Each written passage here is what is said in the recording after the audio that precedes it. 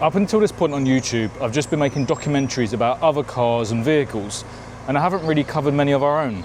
At Classic Garage, I have a personal collection of classic cars, emergency vehicles and so on, and we hire them out. Films, TV, weddings, events and everything in between. And today, taking my 1988 Porsche 944 to a photo shoot in central London. So I thought I'd take you with me. First things first, let's get it loaded and then we'll talk a bit more. Okay, so that is my 944. I bought it around 8 years ago. My dad had always had them when I was growing up and people never really thought they were cool. You know, you said your dad had a Porsche and you went, it's not a 911. Well, now they're a bit of a cult icon, and as such, I get paid to take it to a photo shoot today. So it's been used in a few other bits as well. I'll put them up on the screen, but I think it's a fantastic looking car. I mean, it really screams 80s. But this as well, now this may be about 30 years newer, but I've just finished having it pretty much, not custom built, but this was a mixture of two trucks. We managed to salvage bits here and there and have a newer cab, basically. Now this I'm a bit excited for, because this is the first time we would have used our new truck for an actual job. So let's flick this little switch here and I'll show you what's so special about this recovery truck. Okay, now this truck is built by a company called Algema over in Germany, and they're pretty unique. I used to work somewhere where we had one. It's taken me a hell of a long time to find one, and this is what's a bit unique about it. This is a 3.5 ton recovery truck, and normally you'd have your bed, then it would slope and you'd have ramps. There's no need with this, because this has a hydraulic system. So if you can see here, the cab is actually pivoting. There's a hinge between it, and it allows the body to open up like so. And then all we have to do is slide out the ramps and we can get the vehicle loaded.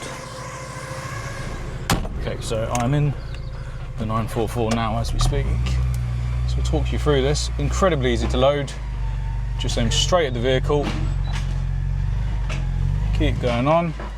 There's a bar to stop the front wheels. I'm going to say it's about there. Put the handbrake on. Turn it off, put it in first, climb out, just check that we did get that right. Okay, perfect. She's on, move it a tad forward in a moment, and then we can get her strapped down.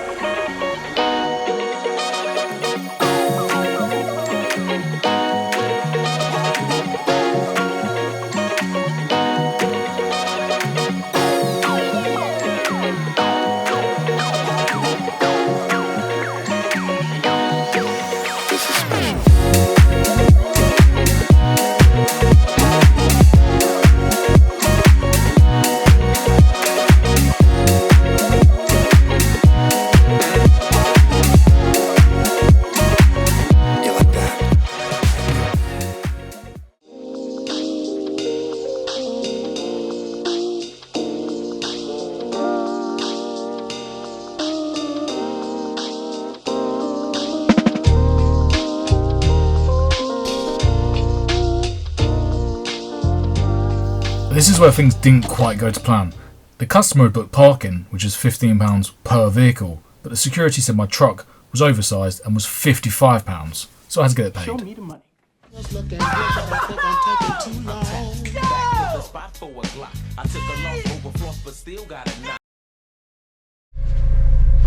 Okay, so had a slight issue there, and I was going to cover this later in the video, but about when you're on site for a job and where maybe a detail's not correct, or where there's maybe an issue of access or security, and that's exactly the thing here.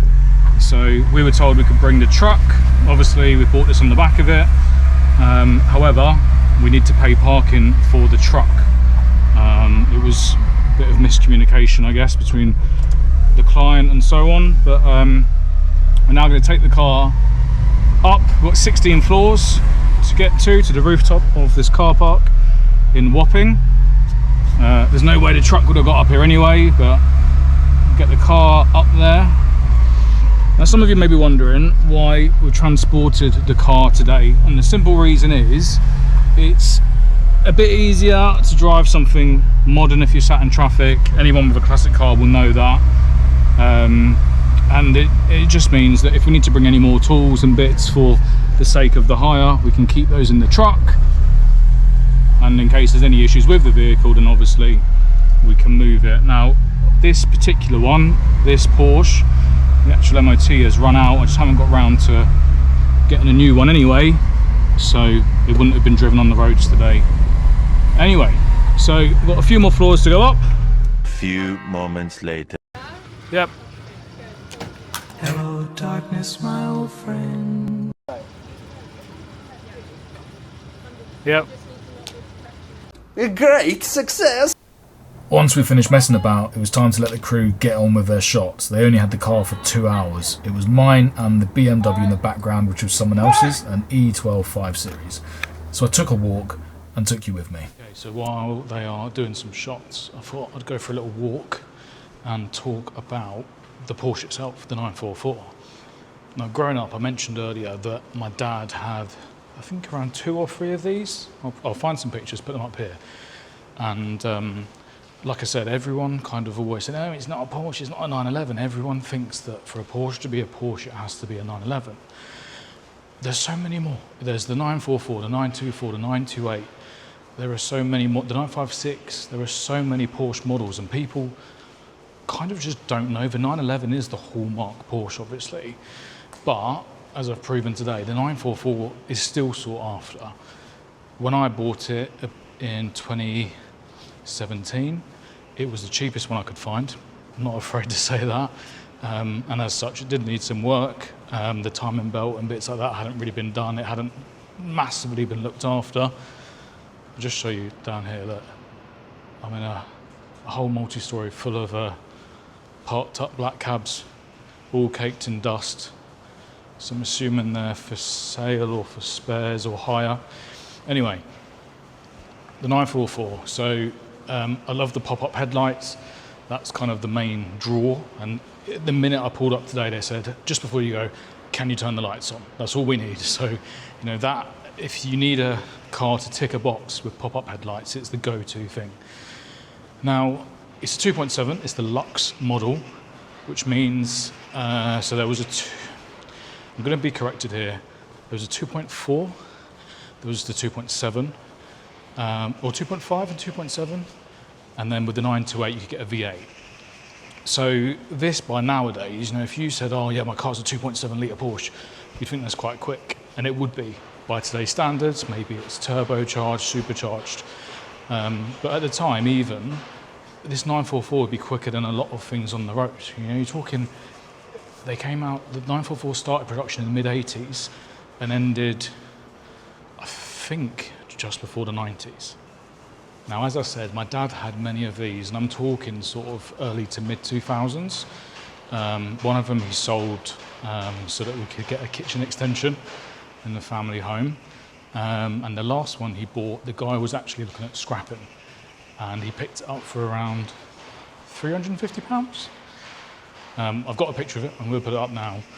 My one was a little bit more than that, but as I say, they are becoming sought after, and you know, they do have a bit of a nostalgic factor, I guess, for Porsche owners or for anyone from the 80s, yuppies and so on. So yeah, it's becoming an in-demand car.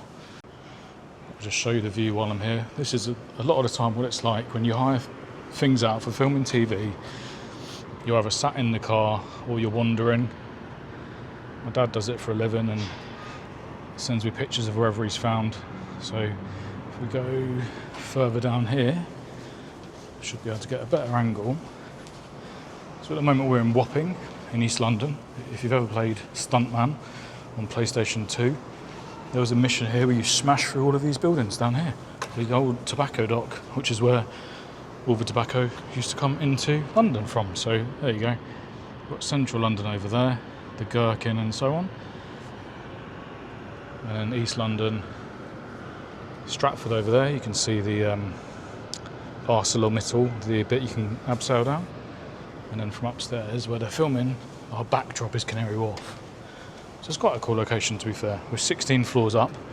You might just be able to see my truck down there that we bought it on this morning. Definitely wouldn't have got that through this multi-story.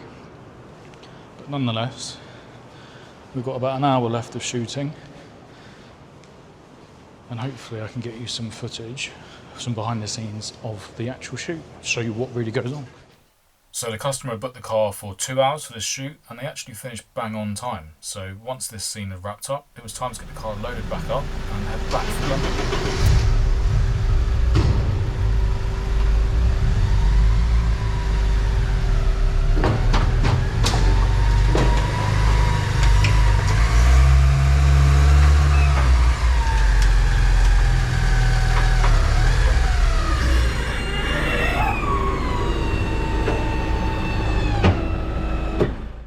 Okay, so that is that booking all complete. We are finished, we are loaded, we are on the way back. Now, I want to talk a little bit about the booking process and how it works. Maybe you're looking to hire out your own classic car. One of the crew was talking to me about it, saying that he wanted to buy something that was desirable for that sake. Someone once said to me, just buy what you enjoy, because then you can enjoy it. You know, you're not going to have a car on hire 365 days a year. You're not going to have a car on hire that makes you £1 million. Just enjoy it. And in the part of the process, as you're going along, if an opportunity comes up where you can hire it out, then take it. Simple as that. And that's certainly the case with this. This was the first classic car I ever bought, and it's been hired out probably, I think, about 4 or 5 times in the past 2 years. So, point proven that you're not going to have it out every single day. But when it is out, it's fun. It's been in music videos. We've had it in photo shoots. Obviously, the short film from today. So it is worth doing.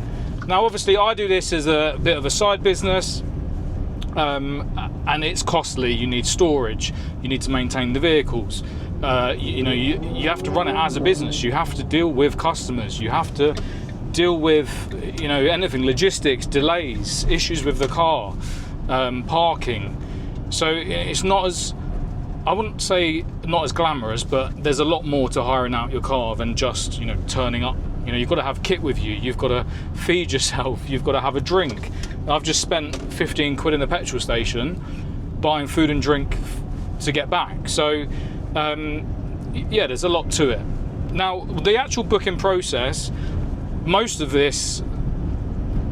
actual booking process for today has been through a website called Book a Classic, and I'll put the link down below. We have all of our cars on there, including the Porsche, and it just makes it easy for people to find what they need. If you're doing a wedding, or if you're doing a photo shoot or an event, you can just say, I need a 1980s car with a soft top, or I need a 1930s car in black, and you can find it. It's full of people who have got their own vehicles, who hire them out, and normally drive them themselves as well. There are hundreds and hundreds of wedding cars on there. Now, the best things about that for me is that when the customer books Book a Classic, take their payment and hold it until the date of the booking. So if they cancel near to it, I get a little bit of compensation, but it means that for the customer, if I didn't turn up, they would get that money back. I never would have had access to it. So after the booking, normally within 24 hours, we get an email, the customer gets an email, just says, how did the booking go? Were you happy? Did they turn up? Were there any problems? And then we get paid. So it's quite a nice streamlined process. Now, obviously, if you're looking to hire any of the vehicles we do have, they're on our website, which I'll put up on the screen, and you can contact us straight through there or through Book a Classic. Most of them are on there.